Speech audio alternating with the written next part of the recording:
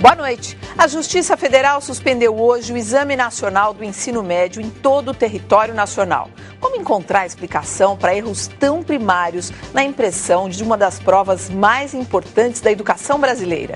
A resposta ainda não veio. E agora vamos às outras notícias desta segunda-feira. Os problemas de impressão do Enem foram encontrados nos cartões de resposta e nas provas amarelas. O orçamento de 2011 foi o tema da primeira reunião da equipe de transição da presidente eleita Dilma Rousseff. O G20 nem começou e empresários e economistas brasileiros já afirmam que será um fracasso. O encontro vai discutir os efeitos da política cambial no mundo.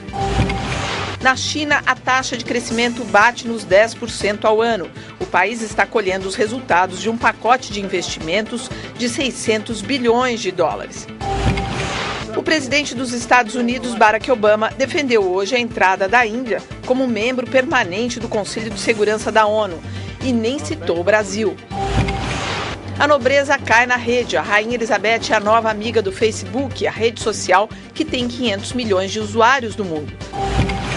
O governo de São Paulo confirma o novo estádio do Corinthians, o Fielzão, como candidato à abertura da Copa de 2014.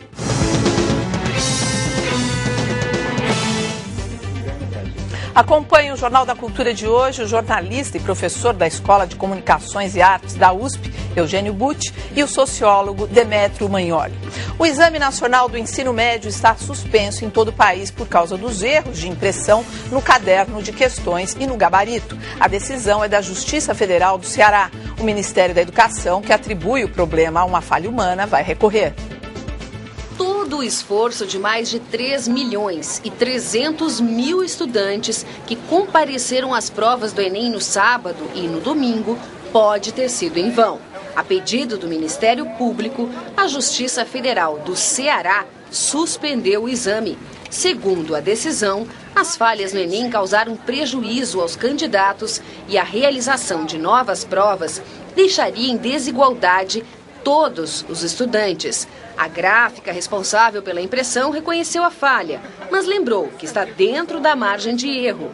Foram 33 mil cadernos de provas entre quase 10 milhões impressos. Numa condição dessa, não tem margem de erro aceitável. Se um candidato se for prejudicado, já é um índice bastante ruim. Você tem que oferecer, em condições iguais, oportunidade para todo mundo. O Ministério da Educação investiga o número de candidatos prejudicados. Até hoje estaria abaixo da estimativa inicial de 2 mil estudantes. Segundo o ministro, na maior parte dos casos, as provas com defeito foram trocadas. O MEC vai tentar reverter a decisão da Justiça e fazer um exame extra para quem recebeu o teste com defeito. A gráfica deve arcar com os custos da nova impressão. Num exame da dimensão do Enem, nós não temos alternativa a isso. Porque se um caminhão sofre um acidente, você podia ter um incêndio num caminhão. Podia não ser resgatável a prova. O que você faz? Você cancela a prova? Você não faz isso. Você aplica a prova para aqueles que não puderam fazer. Então, esse é o procedimento de segurança quando há ocorrências dessa natureza. A verdade é que o Enem já está virando piada, principalmente por conta da credibilidade. Todo ano tem um episódio novo. Demétrio Magnoli. Olha, eu acho que vai ser difícil a Justiça aceitar a proposta do MEC de se fazer uma nova prova para uma parte dos estudantes. O MEC argumenta que, com base numa teoria sobre avaliação, seria possível fazer uma prova com o mesmo nível de dificuldade. De acordo com essa teoria, seria, né? Mas só se consegue repetir exatamente um experimento quando uma série, centenas, milhares de condições também são repetidas, né? Então é uma hipótese que se consiga fazer uma prova com o mesmo nível de dificuldade. Eu duvido que a Justiça aceite essa hipótese, de maneira que eu acho que é um impasse formado aí, né? Acho que é um problema. Qual seria o futuro do Enem? Depois... Não, me parece que o Brasil fez uma passagem histórica, que é unificar 83 universidades federais num exame vestibular único, de padrões bem melhores do que aqueles que existiam antes. Um outro dado são... Mas qual a diferença do Enem para o vestibular que a gente Porque antes nós tínhamos vestibulares, por universidades. O Enem possibilita uma enorme mobilidade de estudantes. Ele se inscreve no Enem, ele pode ir para a Universidade A, Universidade B ou Universidade C. É um sistema muito mais inteligente. Agora, a passagem de escala é brutal. Vamos pensar que até outro dia nós falávamos que o maior vestibular do Brasil era a FUVEST, que tem por volta de 150 mil candidatos. O Enem são 3,5 milhões. São 83 universidades diferentes. Além disso, são cerca de 85 mil vagas nessas federais, mas mais 150 mil, algo dessa escala. Eu não sei os números exatamente, mas 150 mil vagas no ProUni. Quer dizer, é um negócio de uma dimensão de 3,5 milhões de candidatos. É óbvio que acontece um problema aqui, outro ali. Eu acho muito triste. Paralisa, né? Paralisa. Não é que acontece. Não paralisou, não paralisou. É muito triste. Não, vamos devagar aqui. É muito triste que tenham ocorrido essas falhas. Isso é muito triste. Isso macula um exame que é saudado por todo mundo que gosta do ensino universitário, que se dedica ao ensino universitário no Brasil. Tem problemas, é evidente, mas nós não precisávamos ter essa passagem triste. Mas só para eu terminar uma coisa. É claro que é triste isso que aconteceu, mas o fato é que o exame transcorreu com baixa abstenção, do primeiro para o segundo dia. Praticamente não houve oscilação no número de pessoas que compareceu. As pessoas fizeram a prova normalmente e prova substitutiva já houve ano passado. No exame dessas proporções, é preciso jogar com essa possibilidade. Isso acontece em vários... Veja, em tese, eu sou absolutamente a favor do Enem, escrevo a favor dele há anos, porque ele permite essa unificação de avaliação do ensino médio. Ele é um instrumento de democracia, né, no ensino médio. Esses problemas, porém, estão maculando a credibilidade do Enem, ano após ano. Agora, há um problema mais sério que não se discute em função desses escândalos que acontecem todos os anos, que é o conteúdo das últimas provas do Enem, das provas dos últimos anos. Nem todos os Enems antes foram assim, mas nos últimos anos as provas do Enem na área de ciências humanas são uma cartilha de doutrina e de ideologia das ONGs multiculturalistas. Quer dizer, o conteúdo que vai cair no Enem faz os jovens... Estados autoritários, o Brasil não é um, mas estados autoritários têm mania de achar que a educação serve para fazer ideologia, para difundir ideologias, para dizer para os jovens o que eles devem pensar. Né? Educação, na verdade, não é para dizer para os jovens o que eles devem pensar, mas é para fornecer instrumentos para pensar autonomamente, que é coisa diferente. Não dizer o que deve ser, o que se deve pensar. Mussolini adorava dizer para os jovens italianos o que pensar. Stalin, nem se fala. Aqui no Brasil, nos últimos anos, o Enem é, na área de ciências humanas, uma cartilha de doutrina multiculturalista. Não. É um escândalo o que se faz. E não é só no Enem.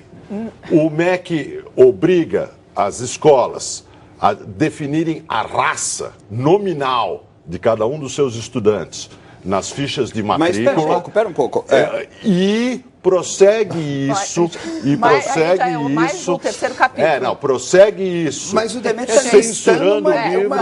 Mas é uma sequência de coisas que tem. É uma sequência de coisas. Mas nós estamos falando de um erro de uma gráfica. Veja, esse é que é o problema. Mas o que tem a raça a ver com o erro da gráfica? Não, o erro da gráfica não tem nada a ver com isso. O problema é que esses erros estão impedindo uma discussão que não é feita, porque, na verdade, se discute a gráfica, o erro do gabarito e por aí afora, e não se discute que o Enem está sendo usado como um instrumento de doutrinação política.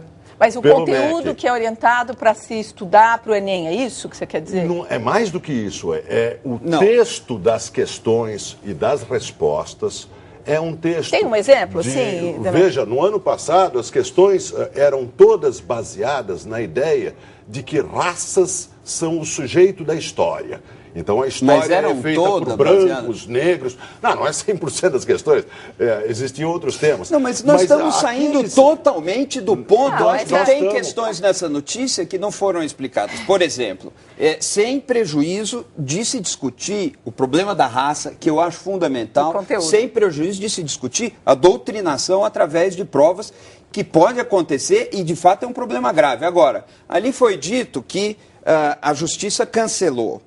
É preciso lembrar que foi uma decisão liminar de um juiz, isso tem recurso, e depois desse recurso é que a ação vai tramitando em julgado e vai se sobressair. Daí a decisão de fato da justiça. Eu duvido que esse exame vá ser cancelado por causa desse incidente, cujo número de prejudicados ainda não apareceu, é pequeno. O ano passado foi feita uma prova por causa de uma enchente. Foi feita uma prova equivalente e foi feita a prova dos presidiários que não tinham podido fazer a prova no dia original. Se não tivesse acontecido o que aconteceu, a gente não estaria aqui falando sobre o conteúdo. Não, ao contrário. Se não tivesse acontecido o que aconteceu, aí sim, seria possível educadores, professores, apontarem para o conteúdo da prova e a gente fazer uma discussão que eu acho de qualidade mais importante, que é a discussão de conteúdo e de orientação pedagógica. Isso eu estou de acordo. Eu estou de acordo. É preciso fazer essa discussão. Que precisa. Bom, a gente pode voltar nesse assunto agora, mas a gente precisa ir adiante. Pode ser? Bom, sob protestos, mas pode ser. Vamos. Especialistas do Brasil e do exterior se reúnem amanhã em Brasília para discutir o impacto das mudanças tecnológicas na mídia. Eles buscam também um marco regulatório para o setor. E a liberdade de imprensa vai ser um dos pontos do debate. Internet, TV a cabo, celular, tudo no mesmo pacote. É a chamada convergência de mídias, um mercado novo, mas que movimenta fortunas. Segundo o governo, no ano passado, as telecomunicações, que incluem internet e TV a cabo, movimentaram 181 bilhões de reais, 14 vezes mais que as empresas de radiodifusão. O governo prepara uma proposta de marco regulatório para o setor e vai reunir em Brasília mais de 300 especialistas no assunto.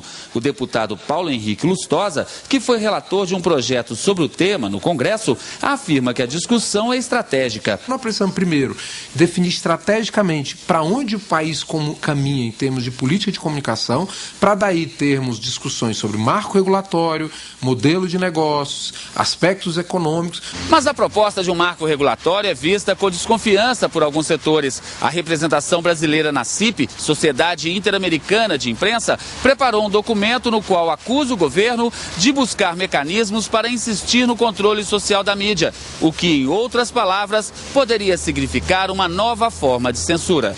O ministro de Comunicação do governo afirma que o projeto terá propostas para regulamentar questões como cotas de produção regional e independente, previstas na Constituição. Ele nega a intenção de usar o marco regulatório como pretexto para a censura, mas diz que a imprensa pode e deve ser criticada. A liberdade de imprensa não está em ameaça no Brasil. Isso eu acho uma bobagem monumental. Entende? Agora, o fato eu já disse, o fato da imprensa ser livre não quer dizer que a imprensa é necessariamente boa. Uma lei prevista pela Constituição de 88 e sancionada em 91 volta a ser objeto de discussão. É a lei que institui os Conselhos de Comunicação Social. Está no ar o programa milionário Absolutamente Certo. A lei de radiodifusão que regulamenta as emissoras de rádio e TV no país é de 1962, quando pouco mais de 200 mil domicílios brasileiros tinham aparelho de televisão. De lá para cá, surgiram a internet e a TV digital, e o sinal da telinha chegou a praticamente 100% do território nacional. O próximo governo receberá das mãos do presidente Lula a proposta de um novo marco regulatório para o setor. Obviamente que é uma regulamentação tão antiga e é onde o mundo teve transformações muito grandes no setor de comunicação, tem que ser revisto e tem que ser feito de forma diferente. Nós estamos atrasados, já devíamos ter feito isso há muito tempo. Talvez lá no primeiro governo do Fernando Henrique, quando o ministro Sérgio Mota apresentou um projeto bastante avançado de marcos regulatórios para a radiodifusão. Infelizmente ele morreu, foi engavetado e só agora, no final do segundo governo Lula, é que se começa a pensar novamente na necessidade de regular esse espaço público. O projeto ainda está no forno, mas já causa polêmica. Ele não pode ser feito de uma forma aloprada, ela deve ser feito com uma forma técnica, através dos profissionais da área. Eu acho que as universidades teriam que estudar esse processo, nas áreas de comunicação, na área de jornalismo. É um serviço público, é uma concessão pública semelhante à do ônibus. Ocupam espaço, as ondas trafegam em ruas, né, eletromagnéticas que são semelhantes às ruas físicas. Então tem que ter um controle da sociedade. Mas esse não é o único tema que causa polêmica em torno da interferência do Estado nos órgãos de comunicação. Em pelo menos 5 estados brasileiros, discute-se neste momento a criação de conselhos de comunicação social. No Ceará, o conselho já foi aprovado. Bahia, Alagoas, Piauí e Minas Gerais têm projetos de lei em tramitação. Na prática, os conselhos funcionariam como órgãos de fiscalização atrelados às assembleias legislativas dos estados. Assim como no projeto de regulamentação da radiodifusão, os conselhos são apontados como tentativas de limitar a liberdade de imprensa. Ele não pode ter nenhum tipo de censura. E talvez algumas leis, algumas coisas de responsabilidade que o Brasil já o tem. De responsabilidade sobre matérias, das pessoas que o fazem, das empresas que entregam esse produto, mas que essas responsabilidades sejam dentro de um padrão normal, certo? Mas nunca, jamais querer coibir a liberdade de imprensa, porque se você não tiver um país livre na imprensa, você não é democrático. A censura na França, a censura na Inglaterra, a censura em Portugal, a censura no Chile, em todos os países nós temos leis, marcos regulatórios e órgãos reguladores que atuam em nome da sociedade nesse diálogo com os meios de comunicação. A liberdade de imprensa foi um dos destaques dos discursos da presidente eleita Dilma Rousseff. Na noite do dia 31 de outubro, ela comemorou a vitória dizendo que vai respeitar o direito de opinião e expressão. Eu vou zelar pela mais ampla e irrestrita liberdade de imprensa. A partir da minha posse, serei presidenta de todos os brasileiros e brasileiras, respeitando as diferenças de opinião, de crença e de orientação política. Na primeira coletiva como presidente eleita, Dilma comentou a importância da geração dela, a geração de 68, na luta pela democracia e liberdade de opinião. Por que eu tenho um valor muito grande na questão da democracia e da liberdade de imprensa, de opinião, de expressão? Porque eu sou de uma época em que a liberdade de imprensa era extremamente subversiva, né? A liberdade de opinião era extremamente subversiva. Nós lutamos contra a ditadura. Se a gente cometeu erro ou não, a história dirá. Do meu ponto de vista, essa geração também teve outro mérito. Ela participou da luta pela redemocratização do primeiro ao último dia. Eugênio, é necessário mesmo uma regulação, na sua opinião? É evidente que é necessário, todo mundo sabe que é necessário. É preciso ficar claro uma coisa, a radiodifusão, através das ondas eletromagnéticas, a radiodifusão só acontece se houver uma repartição racional entre as diversas emissoras. É por isso que em cada cidade só cabe um número determinado de canais. Como é que você vai regular essa distribuição de canais? Só através do poder público. Se eu quero criar um jornal ou se eu quero abrir um site, eu não preciso da concessão de ninguém, porque para isso o espaço é ilimitado. Mas na radiodifusão é preciso haver regulação. É por isso que a radiodifusão é classificada na Constituição do Brasil e do mundo inteiro como serviço público. Quer dizer, é uma concessão. Ela é uma concessão. O Silvio Santos não é dono do SBT, ele tem aquela concessão. Ele é dono da empresa que explora aquela frequência. Exatamente. Por um período de tempo determinado. Quer dizer, agora, qual é o problema? O Brasil precisa de regulamentação e regulação, como acontece em todas as democracias. Mas há um embuste aí que a gente precisa desarmar.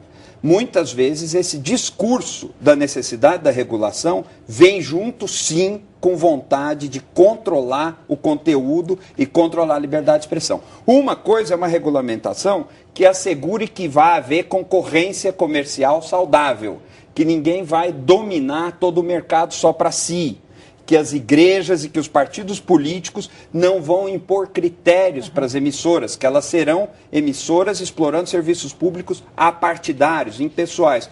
Outra coisa diferente, isso é legítimo, isso é certo. Outra coisa diferente é ameaçar emissoras. Escuta aqui, se você não fizer o que eu estou falando, eu vou enquadrar você. Esse tipo de ameaça é péssimo. Agora, nesse cenário, a imprensa de papel...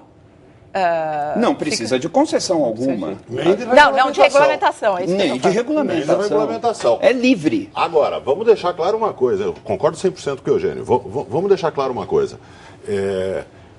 O ministro Franklin Martins finge que ele mora em outro país. No país que ele mora, estão sendo formados conselhos atrelados aos governos dos estados e às assembleias legislativas com a função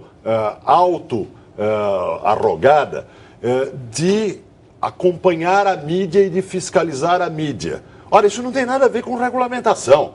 Isso não tem nada a ver com regulamentação. Isso aí são deputados e governadores querendo se tornar inimputáveis, querendo ameaçar a imprensa. Se vocês contarem coisas que nós não gostamos, vocês vão ver o que acontece nesses conselhos, com as concessões de vocês. É isso que significa os conselhos. E o Franklin Martins finge que é outro país. Não é por acaso que ele adora o Fidel Castro, um país que tem jornal único, imprensa única e televisão única. Então, esse adorador do Fidel Castro precisa saber que ele está num país onde medidas reais de controle dos conteúdos da imprensa começam a ser tomadas. E a Fundação Padre Anchieta entra no debate sobre a liberdade de imprensa. Nos dias 25 e 26 de novembro, pessoas ligadas às áreas política, jornalística e jurídica do Brasil debatem com convidados da Argentina e Venezuela. Presenças confirmadas do ex-presidente Fernando Henrique Cardoso, do ministro do TSE, Carlos Aires Brito, e do ministro-chefe de Comunicação Social, a propósito, Franklin Martins. O Jornal da Cultura faz um rápido intervalo. A seguir, a economia chinesa, que continua em alta, e a expectativa para a reunião do G20, que começa essa semana na Coreia do Sul. Até já!